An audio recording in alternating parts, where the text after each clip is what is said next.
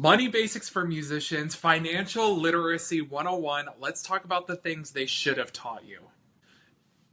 What's going on, everyone? My name's Schreiner. I'm an opera singer, I'm a voice teacher, and I'm an online entrepreneur. Today, I want to go over a few things that can help you start working on your financial literacy. Some of these things might be review, some of these things might be brand new concepts. But the thing that I have learned in my own personal journey with personal finance and getting my own financial literacy under control has been that sometimes I need to hear the same concept 2, 3, 4 times, but also said in a different manner. So maybe something will click with you today and will get you on a better track to having your finances under control this year. So I'll be straight up and honest with you. I started really scared, right? My money wake-up call, I had no idea how money worked. I woke up in the middle of my master's degree with $80,000 of private student loan debt. I had no idea how I was going to pay it back. I had no idea how I was really going to make my car payment after graduation, and my graduate assistantship was over with. I did not understand IRAs, Roth IRAs, traditional IRAs. If someone said mutual fund, I didn't know if they were talking about an exotic dish. I had no idea what I was supposed to do with taxes. I had no idea how student loan repayment was going to work and how to get them deferred, etc. I had taken out private loans at age 18 with an 8% interest rate. No one explained to me the difference between private loans and going with federal loans because I was a first generation college student. We were all just trying our best. So that middle of the grad school moment, it was the turning point when I realized this career is not going to pay me enough. So I need to come up with a plan so I don't have to quit. So I began the reading, I began the researching, I went down the YouTube rabbit hole. If y'all get anything from this, it's take advantage of YouTube University. Yes, there's a lot of crap online, but there is so much good on there as well. And I'm going to point out some resources at the end of this episode, so make sure you stay for those of people who I would recommend to go study. One of the biggest things I hear from artists and non-artists, all the muggles out there, is they're just like, I'm bad with money. I don't know how money works. You aren't bad with money. No one's just ever taught you how to use it.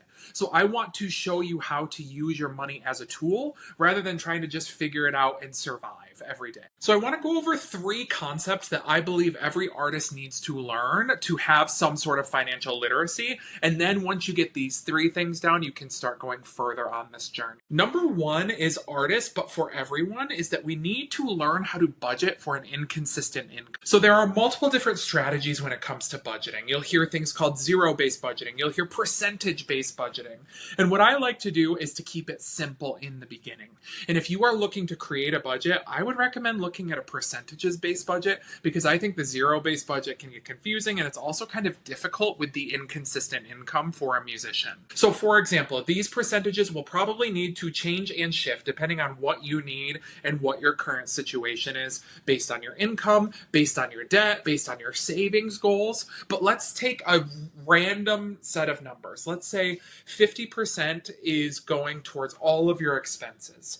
30% you're going to use for putting aside money for your taxes, your savings, and 20% maybe you're looking at fun money, maybe you're looking at investing money back into the business if you're a singer, your voice lessons, your coachings, etc. 30%, 20%. So go ahead and start to break down those numbers. How much do you make in a 30-day period? Is 50% of that going to your expenses, or is it like 80% going to your expenses? Maybe we need to look at cutting expenses, or maybe we need to look at increasing income.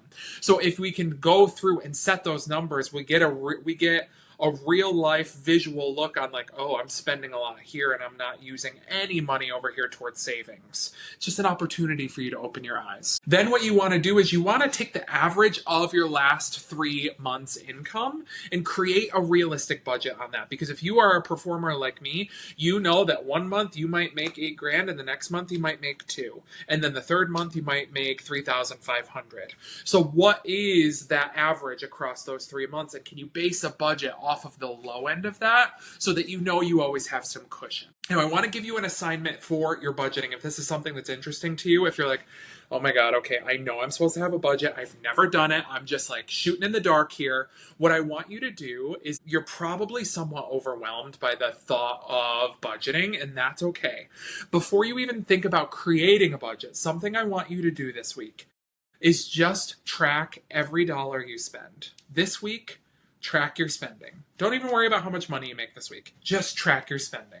Every time you swipe a card, anytime an Amazon purchase goes through, anytime you get groceries, anytime you get gas, anytime you pay a bill, anytime an auto draw comes out, mark it down. Start tracking how much money is going out.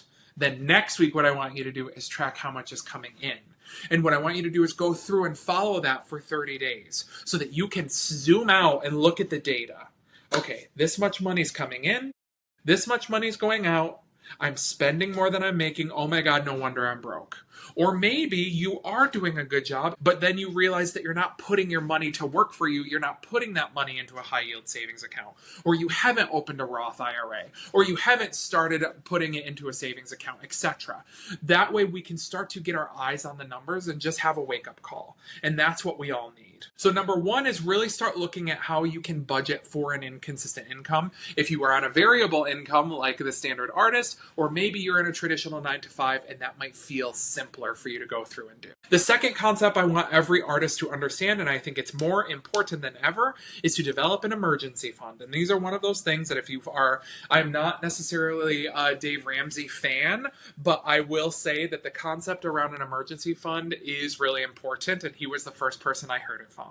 An emergency fund is set aside solely for emergencies. So say you have a car repair, an unexpected car repair that you need to come up with the money for. Instead of putting it on a credit card and not knowing if you're going to pay it off, you pull it out of the emergency fund, it's taken care of, and then you start rebuilding that emergency fund. Maybe you have some sort of house expense, or maybe you are going off to a summer program and you have to figure out the airline. Maybe you have to figure out housing at this summer program. You're like, okay, I can pull this from the emergency fund. I can rebuild that this fall. It will be okay. And then I'm not paying interest on any of this debt to go study. The emergency fund is really important to help us get ahead rather than constantly digging ourselves out of holes. The emergency fund is also going to be really important for artists because how many times have you had a gig get canceled? How many times have you had a gig that you get sick for and then you don't get paid for? And you're like, well, that was June rent. What am I going to do now? Pull it out of the emergency fund, and then the next gig that comes along, split that money in half and start replenishing the emergency fund. That is there to keep your head above water when things get tough. What you'll want to do is start out small. Get your first $100 in your emergency fund. Then get it to your first $500. You want to shoot for a bare minimum of 3 to 6 months of basic needs. What's your rent? What's your car payment? What are your basic bills to survive? And have that in there so God forbid something happens to you, something happens to your voice, you have a family emergency and you can't work, you can pull money out of there as you are dealing with whatever situation you have come up in your life. Little pro tip with this is don't just throw this in a standard savings account. Go open up a high yield savings account that's going to give you a higher interest. That will make a difference. If you don't know how to do that, just go to GWGLE, go to your favorite chat GPT and ask it, what are the best, most secure high yield interest bank accounts I can get right now, and go and take that recommendation. The third thing artists everywhere need to be doing is preparing for taxes. Now, 99.5% of us are going to be on 1099 type contracts. Yes, there are full-time gigs out there that turn out to W-2s, that your taxes are taken out, you're getting benefits if you're a full-time singer, which is amazing. Most of us work on 1099s, which also has its advantages, but we have to make sure that we are saving for taxes. And the thing is that we cannot wait until April to deal with our 20 to 30% income tax, depending on which state you're in, depending what the federal rate is for you. I am not a licensed anyone to give you tax advice, so do not take this as how much you should be saving, but you definitely want to look up how much do I need to save based on my state, based on the state I'm working in, and the federal level as well, so you know how much out of every contract you need to be saving. And I highly recommend hiring a CPA or someone to sit down with you and tell you from a professional standpoint how much money you need to be saving out of every contract. Again, set this up. When you are saving for your taxes, set up a separate high yield savings account. Keep your tax money in there so that any extra that you have grows and then you can put back into your business, back into your singing, or treat yourself at the end of the year. Now, another aspect of financial literacy when it comes to the artists specifically is that y'all know, if you've been here for a while, that I am preaching that y'all need an income stream outside of music. It can be somewhat passive, it can be part-time, it can be sometime, doesn't need to be anything massive, but building something for yourself that is an income stream outside of music, because we all know how volatile the music industry can be. Whether you're in classical, whether you're in musical theater, you're in the contemporary scene, maybe you're in education side of music, etc. You having something outside of music is not only great for your mental health, but it's great for your wallet. So when I first started, I realized I wanted to make more money. So after I took vocal ped, I started my voice studio in 2012. And I have been building that consistently every year since 2012 and absolutely loving it. Having another stream of income with the voice studio alongside of my performing was absolutely amazing and still is to this day. But there is a downfall to it. It's still in the music sector, so it's still volatile, right? But the other side of it, it's another direct exchange of time for money. Singing contracts, singing gigs are an exchange of hours for dollars. Same thing with teaching.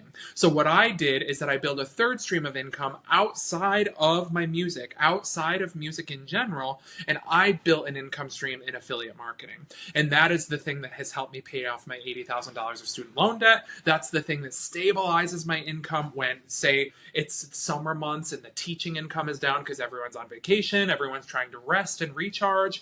Maybe there's not a lot of gigs that month. The affiliate marketing sales commissions definitely keeps me afloat and keeps my income stable. So that is something that I would recommend in terms of financial literacy, is what could you do outside of music to start building another stream of income just to take that financial pressure off of your artistic medium. So some simple actions for you to take from this episode that will absolutely move you in the right direction. Number one is track your spending and track your income for 30 days. You could do this through June, start today, June 10th, and go until July 10th, and just track every single dollar that comes and goes, and then zoom out. Input all of that data into ChatGPT and say, analyze this for me. Upload your credit card statements into there. Upload your bank statements into there and say, where am I spending frivolous money? Where could I cut back? How much should I be investing based on how much money I made? Like, use the resources in front of you. It does not have to be that challenging. The first step is getting out of your own way. Some of you are terrified to look, and I get it. I'm not judging you, but I want to empower you that if you do want to make a change, you need to open your eyes and you need to open your bank accounts and go see where the money's actually. Second thing that you can take away from this episode is set up your savings buckets. So do you have an emergency fund in place? If not, go open a high yield savings account today and put freaking $10 in it.